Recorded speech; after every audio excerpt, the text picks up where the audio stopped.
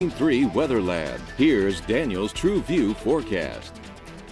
Welcome back, everyone. A beautiful day out there today. Had nice temperatures. It was warm in the afternoon. It was cool earlier on this morning, and it's not going to be a bad day tomorrow. We're going to see a lot more cloud cover, but the active weather that arrives on Friday. And to start talking about that, we have to start talking about the tropics. We got a lot of moisture out in the Gulf of Mexico right now. Now, this is not something that is going to develop into a tropical system and then impact Acadiana, but all of this moisture, you can see how unsettled it is down over towards the Bay of Campeche. This is some deep tropical moisture, and this is going to get filtered northwards up ahead of that front that's going to be swinging through. We took a look at the front earlier as it made its way through the Rockies, and as that drops down, it's going to be able to suck that moisture into the regions. We are expecting quite a bit of rainfall to wrap up the work week. We'll start to see the clouds arriving as early as tomorrow. I don't think we see any showers necessarily tomorrow, but we are going to see those clouds starting to arrive, so not as much sunshine as we've enjoyed today.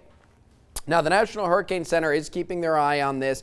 They're saying a 30% chance for some development over the next 5 days. Regardless of any development, if you do end up seeing a closed low there, that front is going to kick it well on over towards the east, so it's going to stay south of us and eventually get dragged up north on over, more so towards Florida, very similar to last weekend's tropical system, Nestor. And it will take a very, very similar path. We're still going to be able to catch some of that rainfall, though, and there's been two different waves of thinking when it came to this system. There was the European model, and then there was the GFS. Those are the two big ones that we always look at. So I wanted to give you guys a look at both of those. You can see some of the scenarios that we're talking about. We'll start with the European one. This one, typically at a mid-range like this, usually a little more reliable, and you can see all those showers getting drug in. This is going to be that deep pool of moisture.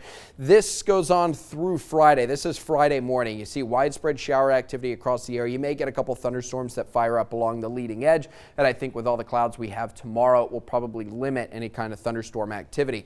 It will continue to stay wet all the way through the day on Friday, and then as we get into Saturday, this is when you start to see some of the differences. You'll notice that it takes a little longer to clear. You still have some of those showers kicking about for Saturday afternoon, Saturday evening, and then eventually the dry air is going to be able to push in. Front is able to swing its way out over towards the east, and then you get another one that drops in a little bit further on down the line. That's going to take us up through Halloween, and we could have a pretty chilly Halloween on our hands. So that's one scenario, and if that's the one that pans out, and we could end up seeing maybe 1 to 2 inches worth of rain. I think both the models are doing a fairly good job when it does come to some of the rainfall. I think that as we go through the day on Friday, we could end up seeing maybe about an inch or two. That's going to be about it. So not expecting any kind of widespread flooding, maybe a little localized. Now, then there's the GFS model, and we'll stop this Friday in the morning. You see all the showers still on track for a wet Friday. But notice that by Saturday morning, it has already cleared well to the east of Louisiana. Get a little bit of cloud cover, but the clearing is going to be much quicker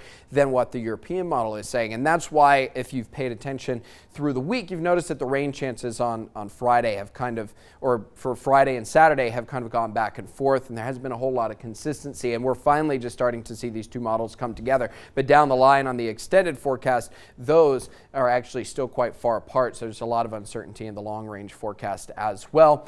Again, we're looking at maybe 1 to 2 inches worth of rain on Friday.